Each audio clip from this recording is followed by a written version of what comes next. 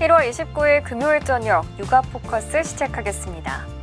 코로나19에 걸리면 장기간 흡연을 한 흡연자보다 폐 상태가 나빠진다는 연구 결과가 나왔습니다. 최근 미국 텍사스 공대 외과 전문의는 그동안 수천 명의 코로나19 환자들을 치료하면서 엑스레이 촬영을 한 결과 코로나19 환자의 폐에서 짙은 상흔이 자주 발견됐고 A형가들과 비교해 상태가 더 나빴다고 밝혔습니다. 또한 무증상 감염자라고 해도 엑스레이 촬영 결과 폐에서 심한 상흔이 발견되는 비율은 70에서 80%에 달한다고 하는데요. 코로나 백신을 맞지 않겠다고 하는 사람들이 명심해야 할 연구 결과인 것 같습니다. 육아 포커스 첫 번째 소식부터 시작하겠습니다. 방역당국이 연일 사회적 거리 두기를 강조하고 있지만 도심 곳곳 방역 손길이 닿지 않는 사각지대가 적지 않습니다. 바로 코로나 사태 속에 가장 큰 어려움을 겪고 있는 빈곤 소외계층의 이야기입니다. 서울 탑골공원 주변. 점심시간이 가까워지자 긴 줄이 생겼습니다. 흔히 말하는 사회적 거리 두기는 지켜지지 않았습니다. 길 건너편 인사동 입구도 상황은 마찬가지. 대부분 노인들로 자선단체에서 주는 점심을 기다리고 있었습니다. 왔어? 예. 가만 가져보려고 하는 거예요. 안 주면은 그냥 줄서 있다가 바로 집에 간다고. 그럼 식사 어떻게 하세요? 그러면 이제 굶어요. 빼곡히 전 줄에 코로나 감염 걱정도 들지만 어쩔 도리가 없습니다. 뺏기려고 그래가지고 이렇게 사실 안 되는 건데 그래도 이제 해야 되는데. 일부 단체는 분무기로 소독약을 뿌려가며 애를 써보기도 합니다. 노숙자들이 몰려있는 서울역 광장. 누군가 양말을 나눠주자 순식간에 사람들이 몰려듭니다.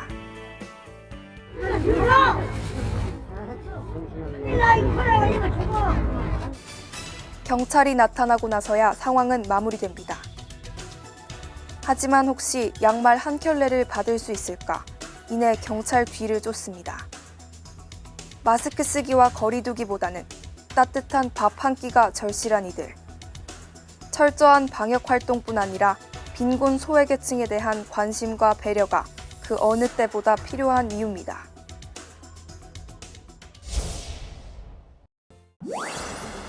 기온이 낮은 겨울철엔 코로나19 바이러스가 생존할 확률이 높습니다. 특히 밀폐된 실내 생활이 늘면서 감염 위험도 높아진 만큼 다중이용시설 방문을 삼가고 집에 머물러 줄 것이 권고되고 있습니다. 하지만 집안에서도 마냥 안심할 수는 없습니다. 실제 지난 12월 말 기준 전체 확진자 4명 중 1명은 가족 간 감염 사례입니다. 최근 가족 간의 전파 비율이 높아지는 만큼 본인뿐 아니라 가족의 건강을 지키기 위해서라도 이 점이 중요하다는 점을. 여기에 해외 유입도 지속적으로 보고되면서 해외 입국자와 동거하는 가족에 대한 관리도 강화해야 한다는 목소리가 높습니다. 현재 모든 해외 입국자는 2주간 자가격리를 해야 하지만 이들과 함께 동거 중인 가족은 자가격리 의무 대상이 아니기 때문에 얼마든지 지역사회에 바이러스를 전파할 수 있습니다. 우리나라에서도 1명, 2명 사이에 번지면서 어떤 계기가 되면 또 하나의 다른 어떤 집단 발병에서 마침 영국발 변이 바이러스가 원인이 됐다면 순식간에 번지게 되겠죠. 정부는 영국 남아공발 모든 입국자를 시설 격리하고 진단검사를 실시하기로 했습니다. 이와 함께 가정 내 환기와 소독을 수시로 하고 식사를 할 땐 그릇에 덜어먹는 등 집안에서도 방역 수칙을 철저하게 지켜달라고 강조했습니다. 본격적인 졸업 시즌이 시작됐는데요. 코로나19 사태가 졸업식 풍경마저 바꾸고 있습니다. 비대면으로 하거나 학급별로 졸업식을 치르면서 올해는 예년처럼 떠들썩한 분위기를 찾아볼 수 없게 됐습니다. 광주의 한 초등학교입니다. 온라인 수업을 받던 6학년 학생들이 졸업식을 위해 오랜만에 학교에 나왔습니다. 졸업식은 예년과 달리 강당이나 운동장이 아닌 교실에서 진행됩니다. 학부모의 참석도 금지돼 축하 꽃다발을 건네는 모습은 완전히 사라졌습니다. 교장 선생님은 화면 너머로 마지막 인사를 전합니다. 작은 꼬마의 모습으로 1학년에 입학한 여러분의 모습이 6학년의 전 과정을 마치고 오늘 이렇게 졸업을 하게 되었습니다. 후배들도 학부모들도 미리 준비한 영상으로 작별 인사와 축하 인사를 대신합니다. 졸업을 진심으로 축하한다. 축하해. 친구들 항상 꿈을 향해 도전하는 멋진 친구들이 되길 바란다. 졸업식 후 점심은 짜장면 대신 학교 급식으로 대신했습니다. 친구들과 마음껏 뛰놀지 못한 게 못내 아쉽습니다. 학교도 많이 못 나오고 축구도 못 하고 많이. 그리고 코로나 없었을 때는 친구들이랑 막 놀고 쉬는 시간 때도 자유롭게 노는데 그거를 못한 점이 아쉬웠어요. 담임 선생님도 아쉬움이 많이 남습니다. 더 많이 보고 재밌는 활동 많이 하려고 했는데 코로나 상황 때문에 많이 못했던 게 되게 미안하고 아쉽고, 그래도 중학교 가서도 친구들 선생님 믿지 말고 잘 지냈으면 좋겠다. 코로나로 인해 아예 온라인으로만 졸업식을 하는 학교도 있습니다. 졸업식 일정을 앞당겨 1월에 조기 졸업식을 하는 학교도 많아졌습니다. 코로나19가 장기화되면서 함께 모여 축하하거나 석별의 정을 나누는 졸업식 문화가 사라지고 있습니다. 코로나19가 일상을 빼앗아간 탓에 우울감을 호소하는 시민이 늘고 있습니다. 코로나 우울에 이어 분노와 절망을 뜻하는 신조어까지 생겼는데요. 그만큼 심리 방역의 중요성이 커지고 있습니다. 1년째 지속된 코로나19 사태, 코로나 우울은 상존하고 있습니다. 스트레스 풀 장소가 없고 그러다 보니까 나도 모르게 내가 왜 집에만 있지 이러다 보니까 나도 모르게 좀 약간 멘탈 붕괴 이런 게 좀 오지 않나 생각을 하고 있습니다. 사람들이 모여서 돌아다니기도 많이 했고 그래서 좋았는데 요새는 집에 있어야 되고 나와도 이런 거 써야 되고 그러니까 우울증 걸릴 정도예요. 코로나19로 느끼는 우울감을 뜻하는 코로나 블루에 이어 분노를 뜻하는 코로나 레드, 나아가 절망감을 느끼는 코로나 블랙이란 표현도 등장했습니다. 각 지자체가 운영 중인 정신건강복지센터에는 상담 신청이 끊이지 않습니다. 일반 상담 요청 건수가 2019년도에 비해서는 1.5배 정도 이상 증가한 상태고요. 각 연령대별로 이슈가 다를 뿐 고르게 다 영향을 받고 있는 것 같습니다. 대면이 아닌 화상통화로 상담을 진행하고 색깔로 마음을 치료하는 오라소마 기법도 활용돼 참여도를 높이고 있습니다. 뭔가 저 색깔이 나를 부르는 것 같아. 이런 게 있을 수 있어요. 그런 게 있으면 오늘 한번 조금 호흡하면서 찾아볼게요. 전문가들은 자신이 느끼는 감정을 받아들이고 사소하더라도 긍정적인 활동을 늘려나가야 한다고 조언합니다. 전화를 통해서 한다든지 과거에 비해서 화상통화를 더 활발하게 이용하게 될 수 있다든지 작은 행동들의 변화들이 또 그런 기분이라든지 코로나 블루, 레드, 블랙으로 가는 것을 예방하는 방법이라고 생각이 들어요. 경찰이 정인이 사건을 계기로 유사 아동학대 범죄를 막기 위한 구체적인 대책 마련에 나섰죠. 아동학대 전담팀을 신설하고 우수수사관이 전담팀에서 활동할 수 있도록 특진 등 유인책을 고심하고 있습니다. 어린 아이의 생명을 보호하지 못한 점에 대해 깊은 사죄의 말씀을 드립니다. 지난 6일 정인이 사건 부실 수사 문제와 관련해 대국민 사과를 한 경찰청장. 경찰이 마련 중인 후속 대책의 윤곽이 드러나고 있습니다. 우선 아동과 청소년, 여성까지 사회적 약자 범죄에 대해 국가, 자치, 수사, 경찰 전체를 아우르는 TF를 가동합니다. 또 시도 경찰청에 아동학대 전담팀을 설치합니다. 특히 기피보직으로 분류돼 주로 저연차 경찰관이 맡던 학대 예방 경찰관, APO와 관련한 경찰 조직 내 인식을 바꾸기 위한 대책도 마련하기로 했습니다.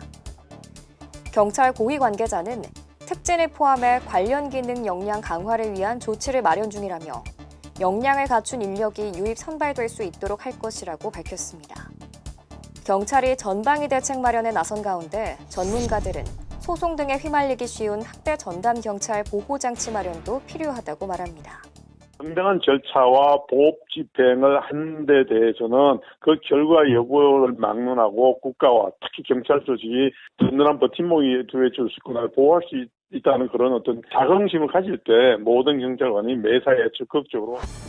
경찰은 또 아동 외 청소년과 여성 등 사회적 약자 보호를 위한 여성 청소년 수사대 등도 신설할 방침입니다.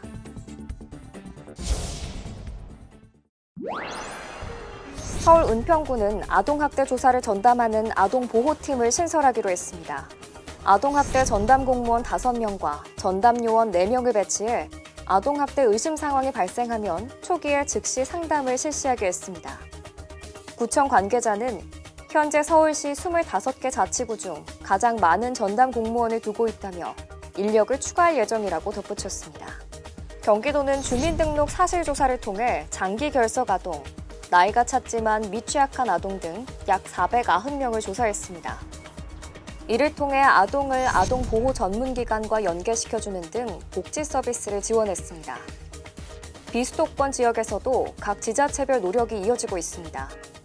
대구시는 아동학대 전담 공무원을 배치해 고위험 아동 소재와 안전 등을 전수조사하고 순천에는 전남 동북권에선 처음으로 아동 인권팀이 신설됐습니다.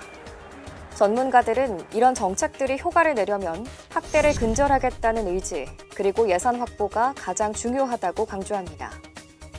당장 예산을 늘리기 어려울 수 있지만 비효율적으로 쓰이는 예산들을 활용할 수 있다고 설명합니다. 아동학대 예방의 날 캠페인비 얼마? 그게 왜 중요하냐고요. 생색내기용이 되게 많습니다. 그런 비용을 이렇게 좀 돌리는 노력을 해야 되는데 전문가들은 아동학대를 근절하겠다는 지자체장들의 의지가 필요하다고 덧붙였습니다.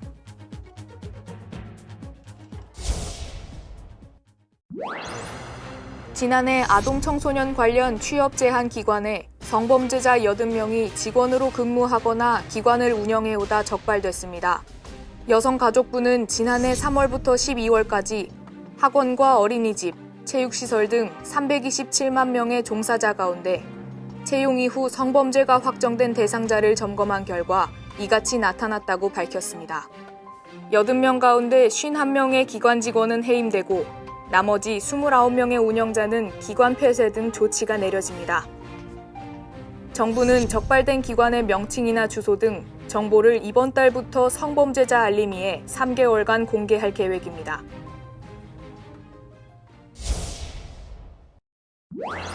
이번 연말정산 간소화 서비스에서 가장 크게 바뀐 점은 인증 방법입니다. 지난해 공인인증서 폐지로 이동통신 3사의 패스나 카카오 인증서 같은 민간 인증서도 쓸 수 있게 됐습니다. 다만 민간 인증서는 PC에서만 쓸 수 있고 홈택스 모바일 앱을 이용하려면 올해는 여전히 구공인인증서인 공동인증서를 써야 합니다. 카드 소득 공제가 대폭 확대돼 환급액 기대도 커졌습니다. 지난해 3월 사용한 신용 및 체크카드의 공제율이 2배로 늘었고 4월에서 7월 사용액도 카드 종류에 관계없이 공제율 80%가 적용됩니다. 지난해 총급여 5천만 원에 신용카드 사용액이 2천만 원이라면 급여의 25%를 뺀 750만 원에 대해 소득공제액이 대폭 늘어나는 겁니다. 코로나19로 인해서 소비가 많이 위축되어 있었는데 온라인 위주로 소비가 많이 늘어났을 것이고 또 신용카드 소득공제에 의해서 혜택을 받으시는 분들이 늘어날 것으로 예상이 됩니다. 공제 항목과 범위도 늘었습니다. 지난해 지급됐던 긴급재난지원금 기부금은 수령액만큼 법정기부금으로 분류돼 새해 공제됩니다. 배우자 출산휴가급여도 비과세되고 벤처기업 스톡옵션 행사이익 비과세 한도는 3천만 원으로 늘었습니다. 한편 연말정산 간소화 서비스에서는 안경구입비와 실손의료보험금, 월세액이 새롭게 제공돼 신고가 더 쉬워졌습니다.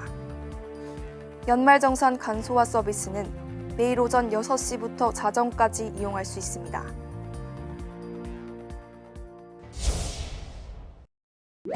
이번 순서는 알쏭달쏭 육아상식입니다. 오늘의 주제는 출산 후 피부 관리인데요.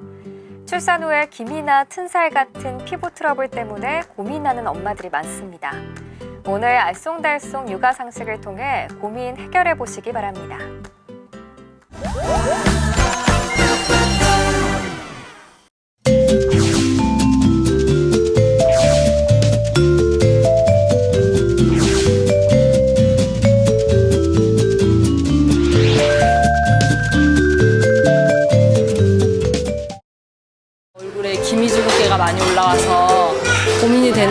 이걸 관리할 시간도 없이 또 애 보느라 밖에 나가줘야 되고 이러니까 햇빛 때문에 계속 이게 올라오니까 그게 제일 큰 고민이고 끝나지 않는 것 같아요. 애를 키우는 한은. 아기 낳고 배 튼살 때문에 걱정을 좀 많이 했는데요. 원래 날씬한 편은 아니었었는데 그래도 아기 낳고 뱃살이 좀 트니까 뭐 짧은 티나 수영복 같은 거 여름 되니까 특별히 조금 더 많이 신경 쓰게 되는 것 같아요. 임신하면서 계속 기미가 있어가지고 아기 낳고도 계속 있어가지고 좀 엄청 고민이 돼요. 저는 이제 튼살이 많이 생겨서요. 그 출산 후에 그런 부분에 대해서 고민이 좀 많이 됐습니다.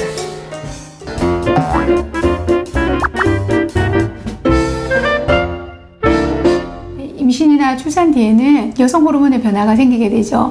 에스트로겐이 감소하게 되면서 몸에 있는 색소 형성 세포가 증가가 되게 돼요.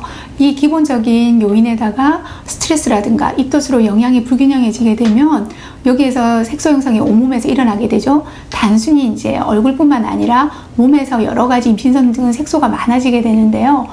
보통 건강한 경우에는 출산을 하고 나서 호르몬이 제 기능을 찾게 되면은 자연스럽게 회복이 됩니다만 3개월이 지나도 기미가 계속 뚜렷하게 남아있다면 치료를 받으시는 것이 좋습니다.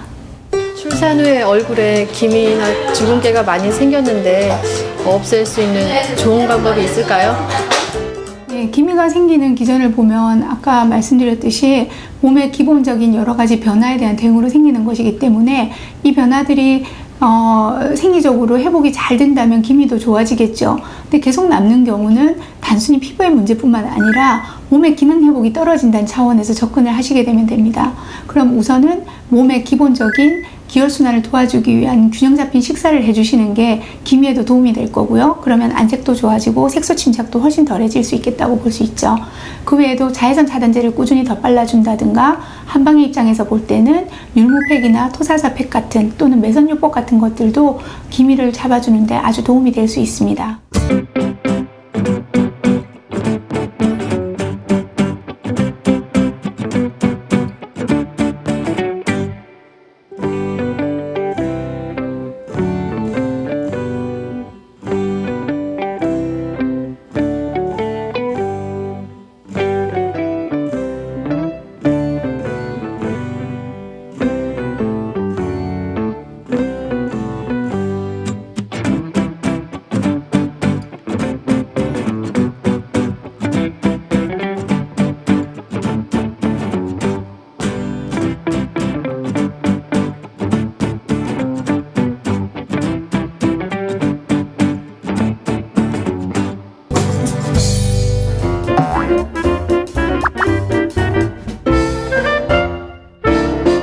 사실 기미는 한번 생기면 회복하는 것이 굉장히 힘든 증상이긴 해요. 그래서 가장 좋은 건 생기지 않게 미리 예방하는 건데 임신 중에 생리적인 여성 호르몬의 변화는 어쩔 수가 없는 건데요.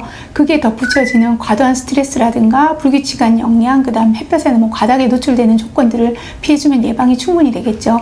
자외선 차단제를 잘 발라준다든가 피부를 청결하게 해주는 것도 중요하고요. 아까 영양에 대해서 말씀드렸지만 균형 잡힌 식사, 특히 비타민이나 미네랄이 풍부한 과일이나 녹황색 채소를 잘 드시는 거, 그다음 철분이 풍부한 해조류를 많이 먹는 것도 굉장히 좋고요. 피해야 될 음식 중에서는 당분이나 고탄수화물식이나 가공식물들은 가능하면 피하시는 게 좋습니다. 그 외에 스트레스를 잘 관리하면서 잘 쉬어준다든가 이런 것들도 기미 예방에 도움이 된다고 할 수 있습니다. 출산 후 튼살 관련해서요, 효과적으로 관리할 수 있는 방법이 있을까요? 네. 보통은 이제 체중이 너무 과다하게 많이 늘면 제일 많이 오는 부위가 복부 같은데 튼살이 생기게 되죠. 그 외에도 체중이 그렇게 많이 늘지 않더라도 피부가 본래 약하시다든가 그 전에 어떤 질환으로 스테로이드제를 많이 쓰셨다든가 하면 튼살이 심하게 생겨서 오시는 경우들이 있어요.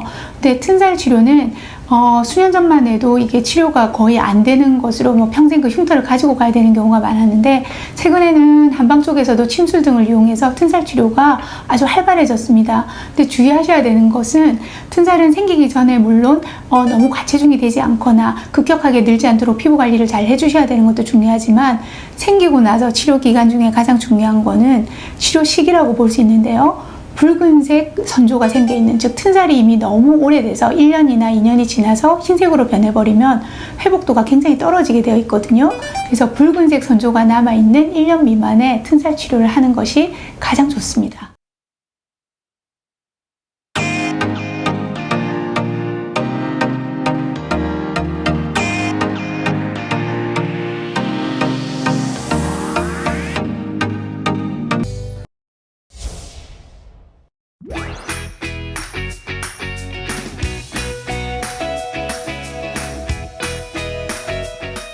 통계청에서 발표한 2020년 연간 고용 동향을 말씀드리겠습니다. 2020년 15세 이상 인구는 4,478만 5천 명으로 전년 대비 28만 1,000명, 0.6% 증가했고 경제활동 인구는 2,801만 2천 명으로 전년 대비 17만 4천 명, 0.6% 감소한 것으로 나타났습니다. 경제활동 참가율은 62.5%로 전년 대비 0.8% 하락했고, 이를 성별로 살펴보면 남자는 72.6%로 전년 대비 0.9% 하락했고, 여자는 52.8%로 전년 대비 0.7% 하락했습니다. 연령 계층별로는 60세 이상에서는 1% 상승했으나 20대, 30대, 40대, 50대 등 전 연령층에 걸쳐 하락한 것으로 나타났습니다.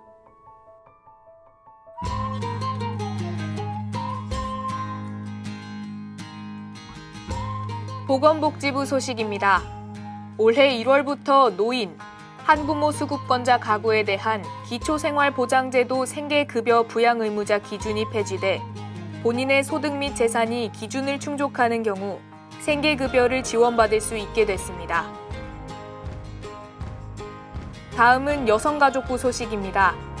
비양육 부모의 양육비 이행 책임성을 높이기 위해 정당한 사유 없이 양육비를 지급하지 않는 경우 명단 공개, 출국 금지, 형사처벌 등이 가능한 내용을 담은 양육비 이행 확보 및 지원에 관한 법률 일부 개정 법률 공포안이 국무회의 의결을 거쳐 오는 7월부터 시행된다고 밝혔습니다. 다음은 여수시 소식입니다. 여수시는 올해 659억 원 예산을 투입해 아이 키우기 좋은 환경 조성을 위해 학부모 보육 비용 경감과 보육 서비스 질 향상에 주력할 계획입니다. 인천광역시는 2021년도 힘내라 청년 젊은 도시 인천 청년 기살리기 사업에 박차를 가할 계획입니다. 인천의 2022년 3분기 청년 고용률은 46.9%로 전국 1위를 차지했고 2017년 4분기부터 12분기 연속으로 전국 특별시, 광역시를 통틀어 1위를 달성한 도시로서 지난해 수립된 인천시 청년정책 기본계획에 따라 청년들의 삶에 대한 포괄적 지원 사업을 추진할 계획입니다. 다음은 공지사항입니다. 2021년도 태아 건강검진 지원 사업이 신청자를 모집합니다. 태아 건강검진 지원 사업은 인구보건복지협회 서울지회가 생명보험 사회공헌재단의 지원을 받아 산전 기형아 검사비를 지원해주는 공익사업으로서 지원 대상은 당해년도 산전기형아 확진검사를 받은 임산부입니다. 자세한 사항은 아래 문의전화 또는 인터넷 SNS를 통해 문의하시기 바랍니다. 2021년에 새해가 떠오른 게 어제 같은데 벌써 1월의 마지막 주가 지나가고 있습니다. 시간이 참 빨리 흐른다는 생각이 들다가도 코로나19를 생각하면 이 시간이 빨리 지나갔으면 하는 바람입니다. 오늘 준비한 소식 여기까지입니다. 저는 내일 토요일 오전 9시 여러분 찾아뵙도록 하겠습니다. 감사합니다.